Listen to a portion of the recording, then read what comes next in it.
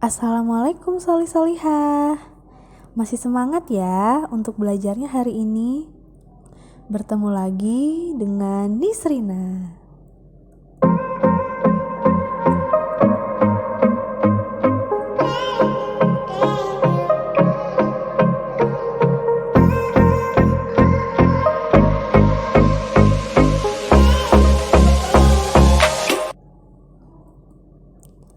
Nah, sebelum kita memulai pembelajaran kita hari ini, alangkah baiknya berdoa terlebih dahulu.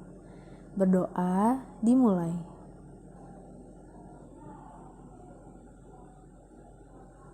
Berdoa selesai.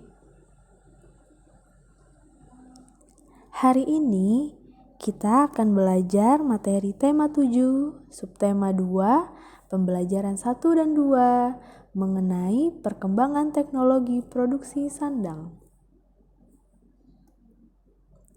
Adapun tujuan pembelajaran kita hari ini, yang pertama menemukan dan menuliskan ide pokok dalam teks, yang kedua melipat kertas, yang ketiga menentukan banyaknya simetris, yang keempat mencermati karakteristik individu, dan memperagakan gerakan memintal dan menenun.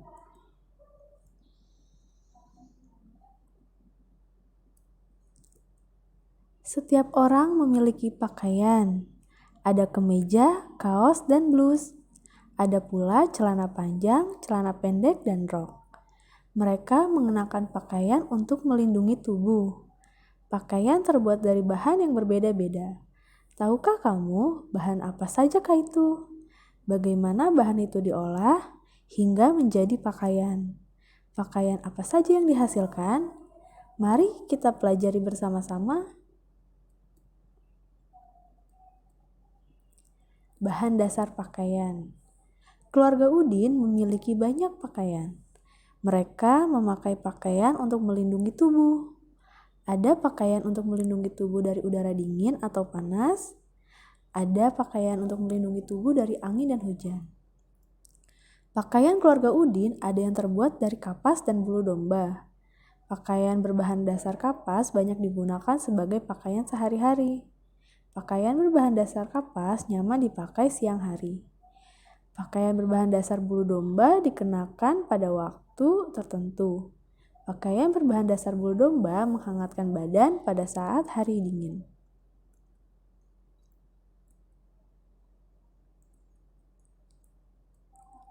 Ibu Udin memiliki kain tenun yang terbuat dari serat sutra. Pakaian yang terbuat dari serat sutra termasuk pakaian istimewa.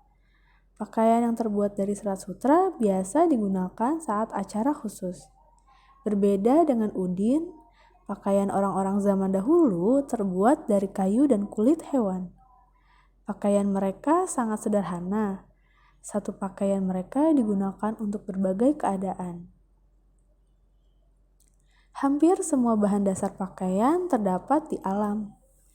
Bahan dasar pakaian jumlahnya terbatas. Jagalah pakaianmu agar dapat digunakan dalam waktu yang lama. Tuhan menyukai orang-orang yang menjaga apa yang dimilikinya. Tuliskan isi cerita dari setiap paragraf. Pada paragraf pertama, keluarga Udin memiliki banyak pakaian. Pada paragraf kedua berisikan pakaian keluarga Udin ada yang terbuat dari kapas dan ada yang terbuat dari bulu domba. Pada paragraf ketiga, Ibu Udin memiliki kain tenun yang terbuat dari serat sutra. Di paragraf keempat, pakaian orang zaman dahulu terbuat dari kayu dan kulit hewan. Dan paragraf kelima, hampir semua bahan dasar pakaian terdapat di alam.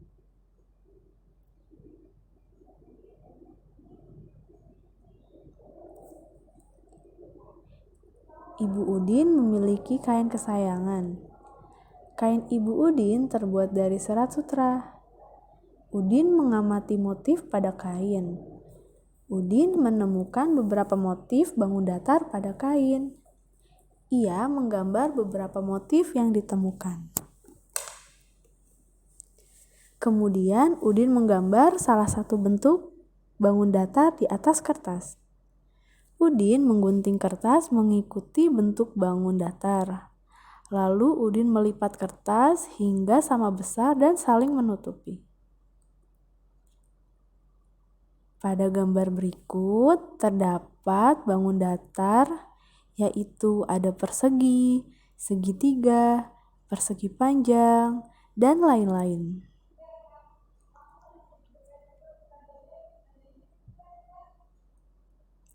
Lakukanlah seperti Udin.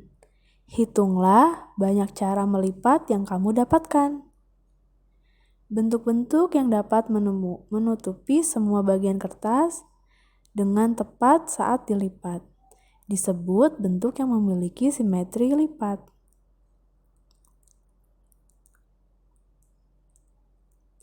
Yang pertama ada bentuk persegi, persegi panjang, segitiga, lingkaran, dan lain-lain. Ini merupakan bangun datar.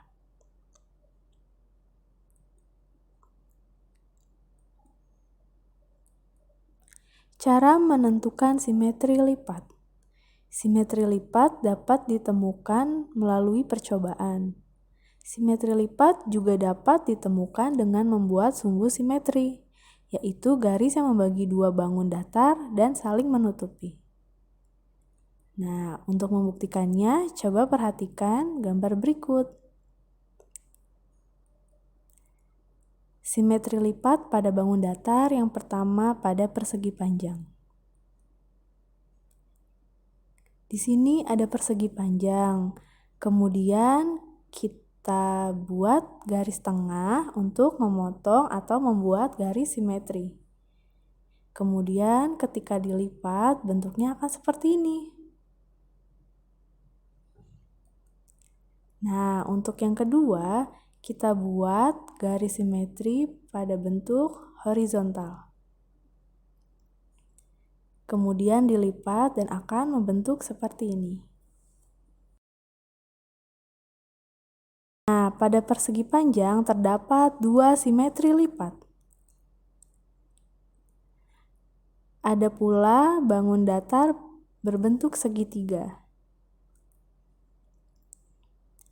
Kemudian kita buat garis simetri, lalu kita lipat menjadi dua dan menjadi seperti ini.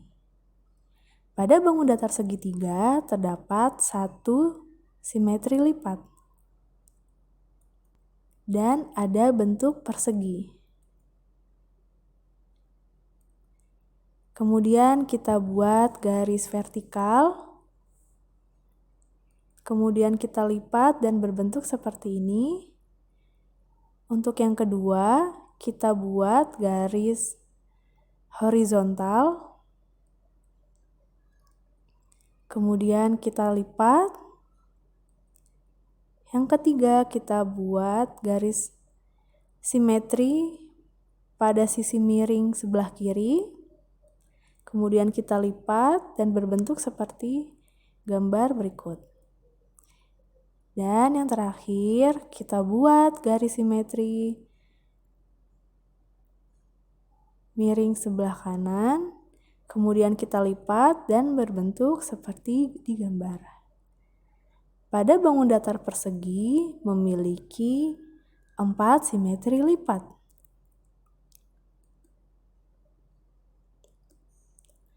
Nah, bentuk bangun datar persegi panjang banyak simetri lipatnya. Tadi ada 2 simetri lipat. Kemudian pada bangun datar persegi memiliki 4 simetri lipat dan segitiga memiliki 1 simetri lipat.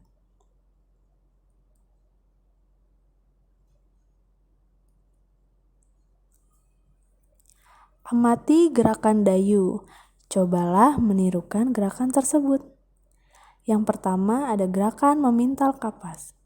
Posisi duduk, lutut kanan menekuk ke atas, tangan kanan melakukan gerakan memutar ke arah depan, tangan kiri bergerak ke samping kiri.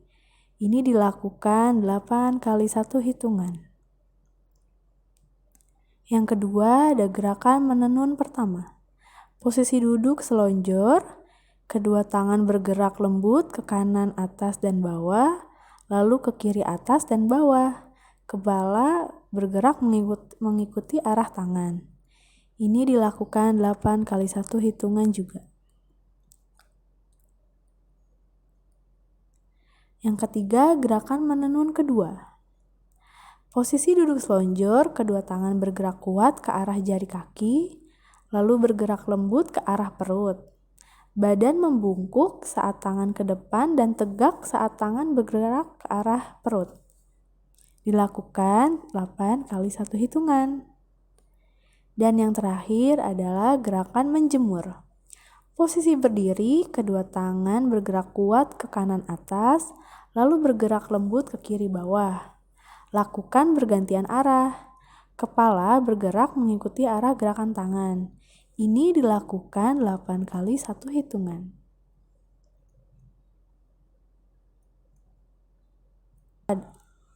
Ibu Dayu bercerita ada sebuah tarian namanya tari Pontanu. Pontanu artinya menenun. Tarian itu berasal dari Sulawesi Tengah.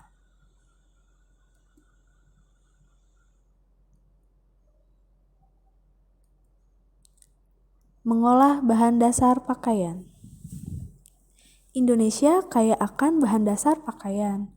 Ada serat alami yang berasal dari kapas, daun, kayu, batang pohon, kepompong ulat sutra, dan bulu domba. Ada juga bahan dasar berupa serat buatan seperti nilon. Dahulu, bahan dasar pakaian diolah dengan cara sederhana. Daun dijemur hingga kering, kayu dipukul-pukul hingga tipis, kulit hewan direndam dan dikeringkan. Semua diolah menjadi pakaian. Saat ini, bahan dasar pakaian diolah dengan cara modern. Bahan dasar diolah menjadi serat, serat dipintal menjadi benang, lalu benang ditenun menjadi kain.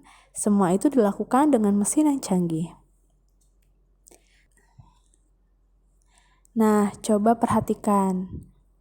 Pengolahan bahan dasar dengan tangan adalah seperti pada gambar berikut.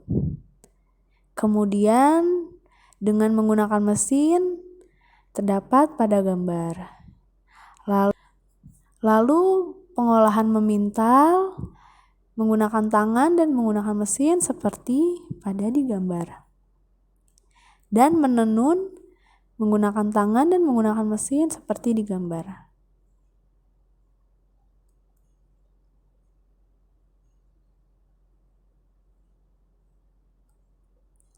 Cara mengolah kain menjadi pakaian juga semakin maju. Mulanya kain dijahit dengan tangan, kemudian kain dijahit dengan mesin jahit yang digerakkan kaki. Saat ini kain dijahit dengan mesin jahit modern. Pembuatan pakaian berkembang dengan cepat. Bahan dasar yang digunakan semakin banyak. Mesin-mesin yang mengolah bahan dasar juga bertambah canggih. Pakaian yang dihasilkan semakin beragam. Bersyukurlah kepada Tuhan karena kita memiliki pakaian.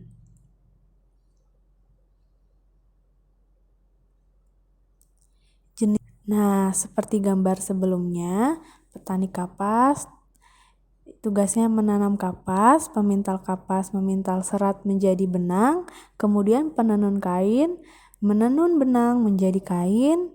Yang keempat, perancang busana, yaitu membuat rancangan baju. Yang kelima, penjahit, yaitu membuat rancangan baju sesuai yang sudah dirancang. Dan yang terakhir, penjual baju, yaitu tugasnya menjual baju kepada konsumen. Nah, kira-kira segitu dulu pembahasan kita hari ini. Terima kasih sudah menonton dan menyimak. Dan untuk tugasnya, buatlah video gerakan memintal dan menenun sekreatif mungkin dan sebagus mungkin. Sampai bertemu di pembelajaran selanjutnya. Kurang lebih mohon maaf. Wassalamualaikum warahmatullahi wabarakatuh.